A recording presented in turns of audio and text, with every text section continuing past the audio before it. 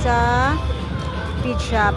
Ang pet shop na ito, ang name ng pet shop na ito ay Social Pop in Riyadh.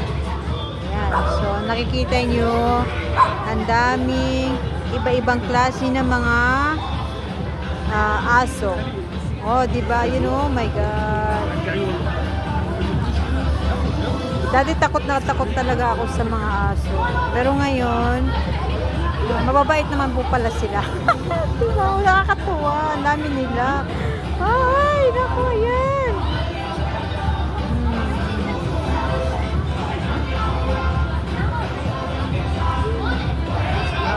Mas loyal pang mga aso kasi sa mga tao. Charot. Oh, diba?